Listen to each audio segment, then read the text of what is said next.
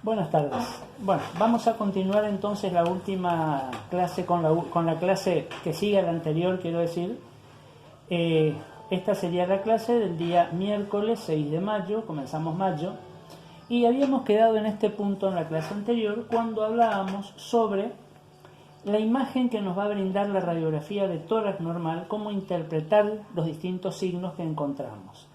Estábamos estudiando cómo estaba compuesta todo ese espacio anatómico tan importante que habíamos dicho que era el tórax, con los distintos componentes. Vamos a seguir viendo ahora los otros componentes anatómicos y vamos a dedicarnos un poquito al tema del diafragma.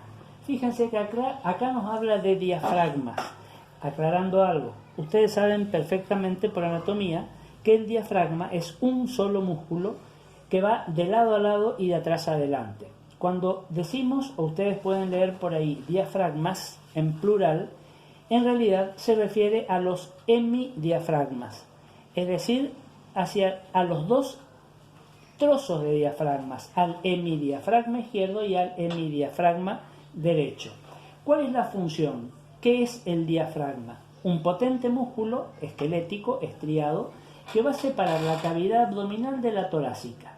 En la proyección postero-anterior, esta que está acá, se lo visualiza en toda su longitud, desde un seno cardiofrénico hasta el otro seno cardiofrénico.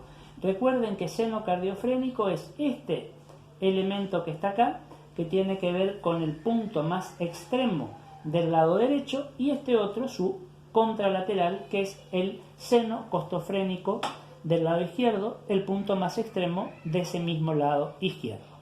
¿Qué tenemos que evaluar? Fíjense la forma que tiene cada uno de estos dos senos o ángulos costofrénicos o cardiofrénicos. Forma de ángulo agudo, de ángulo cerrado, es decir, de un ángulo que mide menos de 90 grados. Acá coloreado toda la porción que corresponde a la presencia en sí del músculo diafragmático. Evaluemos la forma de los senos, de los ángulos, y en general, si vemos, hacemos una recorrida visual sobre todo el músculo diafragmático, tiene esa forma convexa, también llamada abovedada, tiene forma de bóveda, o también decimos que es cupuliforme, es decir, tiene forma de cúpula. Vamos a ver lo siguiente, que la porción derecha del diafragma es un poquito más alta que la porción del lado izquierdo, un poco más arriba que el izquierdo. En el lado derecho el diafragma se mezcla por debajo, por así decir, con la densidad tan pareja del hígado, que es un órgano parenquimatoso denso, que ya lo vamos a hacer referencia cuando veamos la parte de abdomen. Hay alguna teoría que dice que el hemidiafragma derecho está un poquito más alto porque desde abajo el hígado lo empuja hacia arriba, y otra que nos dice que el hemidiafragma izquierdo está un poquito más bajo porque el corazón, que se apoya sobre el mismo, es como que lo deprime, lo desciende un poquito hacia ese lado. Por debajo del hemidiafragma vamos a ver que las densidades no son iguales. A la derecha, una densidad, valga la redundancia, bien densa, bien homogénea, decíamos recién, corresponde al hígado. Del lado izquierdo, sin embargo, nos encontramos con esta imagen radiolúcida, radiotransparente, aire, que va a corresponder a lo que se va a llamar la cámara gástrica. La cámara gástrica, como nos dice acá, es el aire que normalmente existe dentro del estómago, en condiciones normales. Podemos ver como una sola imagen aérea que corresponde al estómago, como decíamos recién, o en algunos pacientes también normales, al lado y hacia afuera otra imagen, no es este caso, otra imagen también de densidad aire que corresponde a una porción del colon o intestino grueso, que es el ángulo esplénico. En el colon, en el intestino grueso, también en condiciones normales vamos a tener gas. Por eso se puede ver esa imagen y no nos tiene que preocupar absolutamente. Fíjense que en esta imagen de perfil vemos perfectamente los dos hemidiafragmas, y fíjense que se ven estas dos curvas a distintas alturas, una un poquito más alta marcada con estas flechitas blancas y la otra un poquito más baja marcada con estas dos flechitas negras. imagínense, transporten esto que está acá en el frente a la imagen del perfil. La línea más superior con flechitas blancas, lógicamente se imaginarán, van a corresponder a este hemidiafragma del lado derecho, que es un poquito más alto. Las dos flechitas negras nos marcan la curvatura convexa del hemidiafragma izquierdo, que, decíamos, en condiciones habituales y normales, está un poquito más abajo que el del lado derecho. Eso en cuanto a las características normales con las que vamos a ver el músculo diafragmático en una radiografía de tórax, tanto en proyección de frente, acá a la izquierda, como en proyección de perfil, ahí a la derecha. Otra cuestión que tenemos que también hacer especial referencia es al mediastino. ¿Qué es el mediastino? Fíjense que si yo les digo mediastino, esa palabra mediastino nos hace un poquito referencia a otra palabra que es la palabra medio. Es decir, ¿cuál es el mediastino en el tórax? Es esta región del medio, que nosotros la vemos acá en la zona media, en la zona del medio. Es un compartimiento anatómico que está situado en el centro del tórax. Es decir, todo ese espacio anatómico que está entre ambos pulmones, a la derecha y a la izquierda, y si nos vamos al perfil, entre la pared torácica anterior y la pared torácica posterior. Aclarando algo, con radiología simple, que es lo que nosotros estamos viendo acá, radiografías convencionales o digitales, no importa, lo mismo, la imagen o la información que vamos a tener del mediastino es bastante rudimentaria, es decir, bastante pobre. ¿Cuál es el medio o el método de diagnóstico por imágenes que nosotros tenemos que saber que es el elegido para poder analizar perfectamente el mediastino? La tomografía computada. ¿Por qué razón?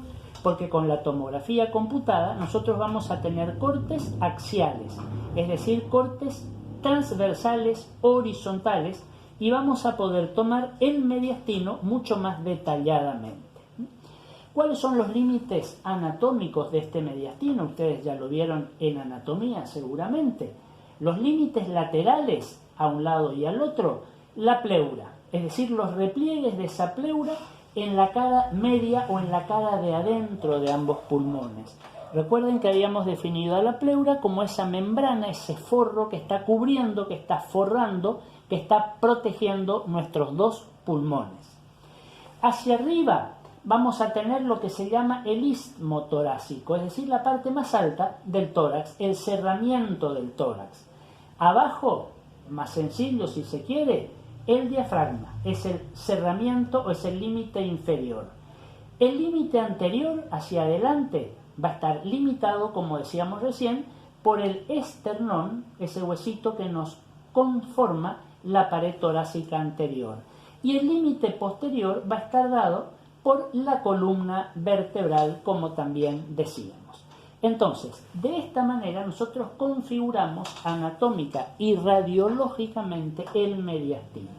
Esa zona, como decíamos, del medio, donde se van a ubicar, ya vamos a ver, una gran cantidad de estructuras, de órganos. Otra cuestión que tenemos que tener en cuenta, fíjense, acá tenemos una radiografía de tórax de frente, acá otra, es la zona de los ilios, así como está escrito acá, ilios con H.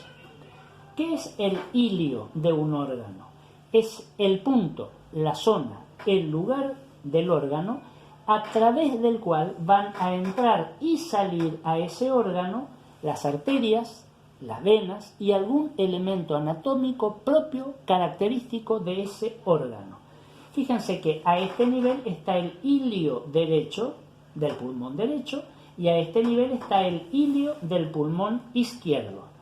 Si nosotros decíamos recién cuáles son los elementos que van a configurar el ilio, en este caso el ilio pulmonar, los elementos propios van a ser la arteria pulmonar, la vena pulmonar del lado derecho, del lado izquierdo, y el elemento propio sería el bronquio, es decir, ese órgano que ustedes conocen que va a ser parte de las vías aéreas, a través o dentro de los cuales se va a conducir el aire. el aire que nosotros hacemos introducir a nuestros pulmones o el aire que sale de nuestros pulmones para ser expirado hacia el exterior. Nos va a aparecer como una zona deprimida, dice, en esta superficie del mediastino, donde las arterias, las venas, los bronquios entran y salen del pulmón. Esto es lo que nos va a configurar también, lo van a poder encontrar o leer por ahí, como el pedículo pulmonar. Es decir, todo ese conjunto de elementos anatómicos que va a entrar y va a salir de cada uno de nuestros dos pulmones. Todo esto que está acá, ustedes lo pueden leer después en el aula, es nada más que lo que yo les estoy explicando, aclarando algunas cuestiones. Fíjense que el ilio del lado izquierdo me aparece un poco más marcado. Fíjense acá, me aparece más denso, más alto si ustedes quieren. Fíjense la altura de este ilio izquierdo y el ilio derecho es más bajo. ¿Por qué razón? Porque a este nivel yo tengo una variante anatómica diferente a la del lado derecho. ¿Qué pasa en el ilio izquierdo? Recuerden de los tres elementos que decíamos, la arteria pulmonar, la vena pulmonar y el bronquio. Bueno, en el lado izquierdo, la arteria pulmonar pasa por arriba del bronquio, como ustedes van a encontrar seguramente en la bibliografía. La arteria pulmonar cabalga sobre el bronquio. ¿Por qué vemos tan bien la arteria? Y porque la arteria es un vaso grueso, gordo, que en su interior tiene sangre. Y la sangre es densa. Por lo tanto, eso hace que este ilio se vea más prominente, más marcado, más grueso, más reforzado, más alto que el del lado izquierdo. Eso es lo que nosotros tenemos que tener en cuenta. Y otra cuestión más. Fíjense que en la zona iliar, en las dos placas, y la que le sigue inmediatamente por afuera, que la vamos a llamar zona periiliar, fíjense que si yo digo periiliar, estoy diciendo la zona que está alrededor del ilio, tenemos una densidad un poco mayor, es más radiodensa esta zona, que toda la zona más periférica. Fíjense que las regiones periféricas yo las veo menos densas, las veo más aireadas, las veo más radiolúcidas, más radiotransparentes, más negras. Eso se debe a una causa anatómica. ¿Cuál es? Las arterias y las venas a nivel del ilio son más gruesas y en la medida que las arterias se van metiendo hacia la intimidad del pulmón y se van alejando del ilio, cada vez se van haciendo más finas, más delgadas. Si se hacen más finas y más delgadas, imagínense ustedes, se van viendo menos. Todas las arterias, todas las venas que están en la superficie más alejada, más hacia afuera, por así decir, son mucho más finitas. Al ser más finitas, llevan menos sangre. Al tener menos sangre, tienen menor presencia radiográfica. Se las ve menos densas. Eso en cuanto a los ilios.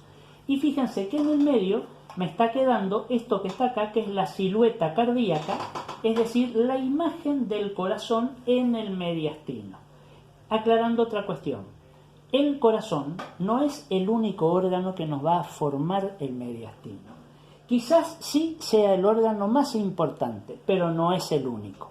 Ya vamos a ver que además del corazón están los grandes vasos, la arteria aorta, las arterias pulmonares, la vena cava superior, las venas pulmonares, más atrás la columna vertebral, más arriba la tráquea, una gran cantidad de ganglios linfáticos, es decir, todas estructuras que tienen que ver con la conformación de ese mediastino que recién lo mencionábamos.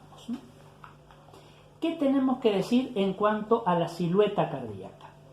Fíjense que en una imagen en póstero anterior, es decir, de frente, de arriba hacia abajo, nosotros vamos a tener un borde o un lado, por así decir, derecho y un borde izquierdo. ¿Son iguales? Y bueno, fíjense, compárenlos y rápidamente seguramente me van a contestar que no son iguales. Fíjense que el lado o el borde derecho tiene dos porciones o dos arcos. Acá marcado, uno en rojo y el otro en amarillo. Del lado izquierdo, sin embargo, tiene tres porciones o tres arcos. En algunas posibilidades, en algunas situaciones, puede aparecer un cuarto arco más chiquito. Cada uno de estos arcos va a estar marcado o va a estar dado por una de las cavidades cardíacas o por algún vaso importante, ya sea arteria importante o vena importante. En el lado derecho, fíjense, vamos a tener un borde superior o un arco superior que va a estar dada por la vena cava superior, que está llegando al corazón. Un arco inferior, más marcado, acá en amarillo, que está dado por la aurícula derecha. La aurícula derecha es una de las 4 cavidades del corazón. Recuerden por anatomía que nuestro corazón tiene 4 cavidades, 4 partes. 2 aurículas, derecha e izquierda, y 2 ventrículos, derecho e izquierdo. Si nos vamos al otro lado, al lado izquierdo, vamos a ver un arco superior, acá marcado en color verde, más chiquito, que va a estar dado por el cayado de la aorta. ¿Qué quiere decir eso? La aorta es este vaso que está por acá, va a salir del ventrículo izquierdo, sube, cruza, pasa al lado derecho, se dobla, se curva, se va hacia atrás y desciende por detrás del corazón.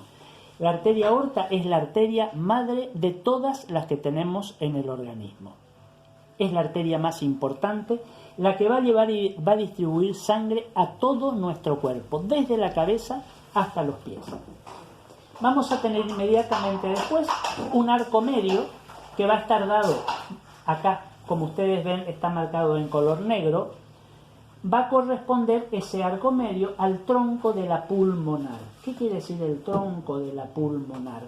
A la arteria pulmonar del lado izquierdo, que acuérdense, decíamos más anteriormente, que es lo más visible en los cilios, porque era esa arteria izquierda que pasa por arriba del bronquio, que lo cabalga por arriba del bronquio, por eso la vemos también. Y un gran arco, fíjense que es el más marcado de todos, en amarillo clarito acá abajo, que va a estar dado por otra de las cavidades cardíacas, que es el ventrículo izquierdo. Funcionalmente la más importante de todas, porque de ahí va a salir la aorta. En algunos casos me puede aparecer este cuarto arco, un arquito chiquito que no le vamos a dar todavía por lo menos importancia. ¿Qué tengo también que tener en cuenta en esta silueta cardíaca, en esta imagen del corazón? Tengo que evaluar el diámetro transverso del corazón. Cuánto de ancho, cuánto de grande es el corazón. Fíjense que cuando nosotros nos referimos a eso, vamos a tomar lo que se llama el índice cardiotorácico, que lo van a ver abreviado con esta sigla ICT, índice cardiotorácico. ¿Qué es el índice cardiotorácico? Recuérdenlo, entiéndanlo, es la relación que existe entre el tamaño mayor del corazón en relación al tamaño o al diámetro mayor del tórax. Es una forma de medir el tamaño del corazón. Se hace por una radiografía de tórax de frente, ya que digamos de frente en póstero anterior, y por supuesto recuerden que ya lo habíamos visto en teleradiografía, los 2 metros de distancia. Si yo lo acerco al paciente al tubo o acerco el tubo al paciente, disminuyo los 2 metros y me va a aparecer el fenómeno de la magnificación, es decir, un corazón falsamente agrandado. Y cuando el médico analice la radiografía que ustedes le entregan, los diámetros que mida el médico deben ser reales, ciertos, verdaderos, para no hacer un diagnóstico equivocado. ¿Qué sacamos como conclusión?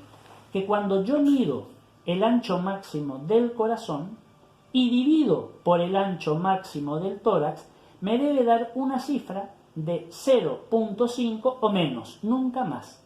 Fíjense que si yo digo que el índice cardiotorácico debe ser normalmente de 0.5 o hasta 0.5, diciéndolo de otra forma más fácil, quiero que me entiendan, estoy diciendo que el corazón debe ocupar hasta el 50% del ancho mayor del tórax. Eso es normal. Cuando el corazón ocupa más del 50%, es decir, ocupa más de la mitad del ancho del tórax, ese corazón no es normal, es patológico, está agrandado. Eso se llama cardiomegalia, agrandamiento del corazón. ¿Eso es bueno? No, de ninguna manera. Ese agrandamiento del corazón a mí me está diciendo que ese corazón está trabajando en forma forzada y nuestro paciente va a tener una insuficiencia cardíaca. ¿Qué quiero decir con una insuficiencia cardíaca? Que el corazón no está cumpliendo suficientemente la función para lo que está ubicado en ese punto. El índice cardiotorácico que saca el médico, que analiza, que resuelve el médico, tiene que ver directamente con la calidad de la placa que ustedes le presentan. Si ustedes no hacen bien su trabajo, el médico siempre va a sacar como resultado una cardiomegalia, es decir, un corazón grande. Y piensen ustedes, puede hacer un diagnóstico equivocado y le puede dar a ese paciente un tratamiento que no es correcto, que no es necesario. ¿Y todo por qué? Y porque la simple, entre comillas, radiografía de tórax no fue hecha como corresponde bajo las leyes de excelencia para que sea una buena radiografía de tórax. Otra cuestión que tenemos que tener en cuenta es lo que se llama espacio aéreo. Para hacerla fácil, ¿qué es el espacio aéreo? Todo el espacio dentro del tórax donde en condiciones normales tiene que haber aire. En las radiografías de tórax, la tráquea se visualiza acá. Fíjense con la letra T. Vamos a esta otra, acá, con la letra T. Es radiotransparente porque en su interior tiene aire.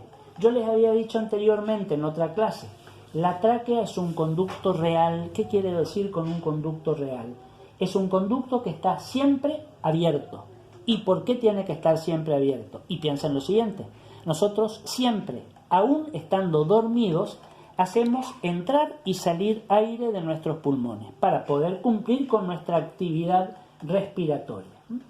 Esta es la imagen de la tráquea, esta es la imagen de la tráquea. Radio transparente, lúcida, aire. Y en un punto determinado, por acá, está lo que vamos a llamar la carina traqueal o el ángulo de bifurcación traqueal. Y ahí la tráquea se va a dividir en los dos bronquios. El bronquio derecho o bronquio principal del lado derecho y bronquio principal del lado izquierdo. Una vez que tengamos nuestros bronquios marcados, acá los ven, fíjense cómo se ve radiolúcido porque también es un conducto real con aire en su interior, que lo vamos a ver radiolúcido, aire. En la medida que vayan avanzando, estos bronquios se van a ir afinando.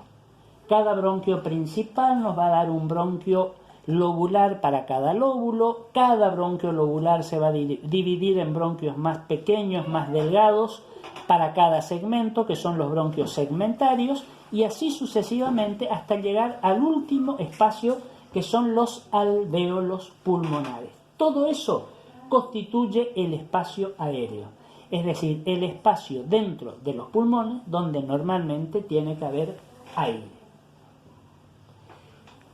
¿Qué tenemos en cuanto al pulmón? Fíjense esta imagen, pulmón derecho, pulmón izquierdo. Y si yo presto un poquito de atención, voy a ver lo siguiente. El pulmón derecho no me aparece igual que el pulmón izquierdo. ¿Por qué no es igual? Y porque no están divididos anatómicamente de la misma manera. El pulmón derecho, cuantitativamente, si voy a la cantidad, es más grande porque tiene 3 lóbulos. El lóbulo superior, el lóbulo medio y el lóbulo inferior. El pulmón izquierdo, cuantitativamente, en cuanto a la cantidad, es más pequeño porque tiene solamente 2 lóbulos, el superior y el inferior. De este lado desaparece el lóbulo medio. Ahora, yo les aclaré, les dije cuantitativamente, en cantidad. Ahora, si yo lo tomo cualitativamente, es decir, en calidad, son iguales. ¿Qué quiero decir con esto? Que toda nuestra función respiratoria está dividida, un 50% para el pulmón derecho y el otro 50% para el pulmón izquierdo. Acá tenemos esquemáticamente, si lo viéramos de perfil, al pulmón derecho, el lóbulo superior, el lóbulo medio, el lóbulo inferior. El pulmón izquierdo, visto de perfil también, solamente 2 lóbulos, el lóbulo superior y el lóbulo inferior. Fíjense que en el lado izquierdo el lóbulo superior es un poco más grande porque es como que se está comiendo al lóbulo medio del otro lado. Pulmón derecho, lóbulo superior y lóbulo medio, en el lado izquierdo es como si se juntaran los dos y me van a dar solamente el lóbulo superior. Recuerden que entre lóbulo y lóbulo vamos a tener lo que se va a llamar una cisura. La cisura es la división entre lóbulo y lóbulo y va a estar dada por la pleura. Acá va. Cisuras entre los lóbulos. En el pulmón derecho tenemos dos cisuras, una mayor y una menor. En el pulmón izquierdo, cisura mayor o cisura directamente del pulmón izquierdo, que van a ir separando, como ustedes podrán leer acá, los distintos lóbulos entre sí. ¿Existen cisuras accesorias? Sí. ¿Son patológicas? No. Es decir, son variantes de la normalidad. En algunas personas